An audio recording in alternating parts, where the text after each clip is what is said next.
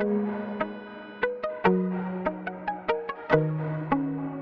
Everyone, हम class 6 math chapter 6 कर रहे थे जिसका नेम था पेरीमीटर एंड एरिया। और ये स्ट्रिक्टली हम न्यू बुक के अकॉर्डिंग एनसीईआरटी जिसका नेम है गणित प्रकाशन, इसके अकॉर्डिंग कर रहे हैं।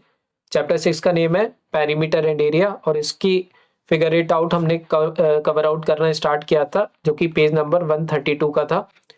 देखिए, इसमें सबसे पहले हमने क्वेश्चन नंबर 1 कंप्लीट किया था प्रीवियस वीडियो में। आज हम देखेंगे क्वेश्चन नंबर 2। क्वेश्चन नंबर 2 में लिखा हुआ है a rectangle having side length 5 centimeter and 3 centimeter is made using a piece of wire। तो बेसिकली ये कह रहे हैं कि एक रेक्टेंगल है। यहाँ से हमें सबसे पहले देखने को मिल रहा है अ रेक्टेंगल। क्लियर? तो हम एक रेक्टेंगल बना लेते हैं सबसे पहले। क्लियर? तो ये रहा हमारा एक रेक्टेंगल।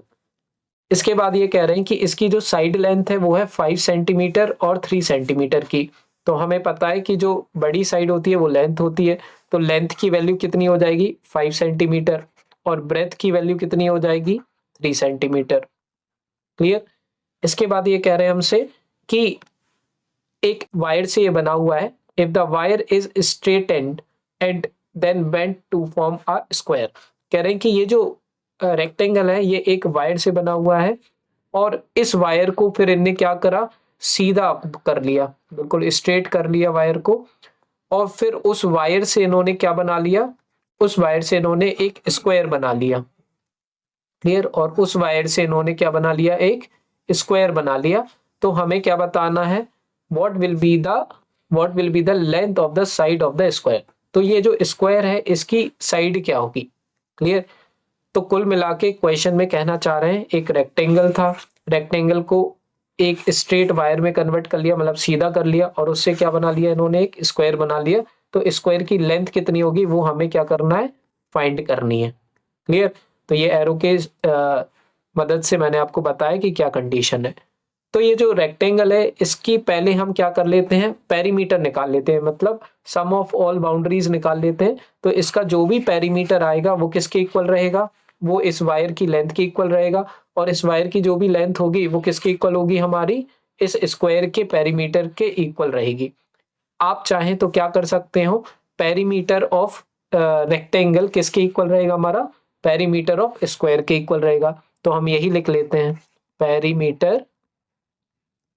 पेरीमीटर ऑफ रेक्टेंगल, यहाँ पे क्योंकि उसी वायर से रेक्टेंगल बना रहे हैं और उसी वायर से स्क्वायर बना रहे हैं, तो दोनों की जो लेंथ होगी वो तो सेम ही होगी, और लेंथ का मतलब होता है हमारे यहाँ पे पेरीमीटर। क्लियर? तो perimeter of rectangle will be equals to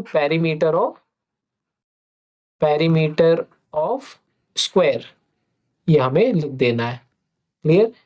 अब इसके बाद पेरीमीटर ऑफ रेक्टेंगल होता क्या है हमारा, ये हमने पढ़ा था फर्स्ट पार्ट में जब इंट्रो हमने किया था।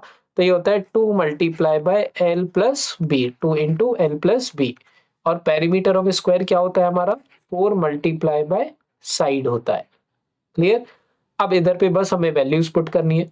तो 2 की जगह इस साइड में 2 ही लिख दूंगा, लेंथ की जगह 5 लिख दूंगा, बी की जगह 3 लिख दूंगा, एल की जगह 5 तो मैंने 5 लिख दिया देखो, और बी की जगह 3 तो मैंने 3 लिख दिया।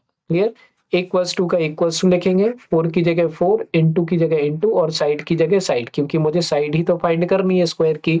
अब इसको सॉल्व करेंगे, तो इसको सॉल्व करने का तरीका क्या होगा, देखिए 2 एज इट इज लिखेंगे, 5 प्लस 3 हमारा क्या हो जाएगा, 8 हो जाएगा, तो 8 लिख देना है। इक्वल्स टू इस साइड में कुछ नहीं कर रहा हूँ तो 4 इंटू साइड ही लिख दूंगा। अब इसका मतलब क्या होता है, मल्टीप्लाई। तो 2 इंटू 8 मतलब 2 8 जा हमारा क्या हो जाएगा, 16 हो जाएगा, और यहाँ पे 4 मल्टीप्लाई बाय साइड ही चलेगा। इसके बाद हमें क्योंकि साइड की वैल्यू फाइंड करनी है तो इसके साथ ये जो 4 है ये मल्टीप्लाई में तो दूसरी साइड जाएगा तो ये डिवाइड में हो जाएगा। क्लियर? तो 16/4 लिख देंगे, इक्वल्स टू हमारी क्या आ जाएगी, इससे साइड आ जाएगी। 16 और 4 को जब हम डिवाइड करेंगे तो 4 आ जाएगा। इसको मैं यहाँ पे साइड में करके ही बता देता हूँ। 4 4 जो हमारा होता है 16।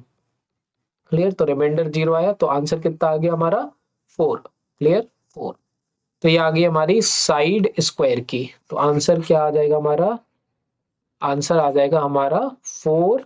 अब यूनिट देख लीजिए, सेंटीमीटर में है, तो यहाँ पे हम 4 सेंटीमीटर लिख दूंगा, is the side of square. 4 centimetre is the side of square, क्योंकि इन्होंने क्या पूछा था हमसे, length of a side of the square. तो इस तरीके से हमारा पेज 132 का क्वेश्चन नंबर 2 भी कंप्लीट हो चुका है।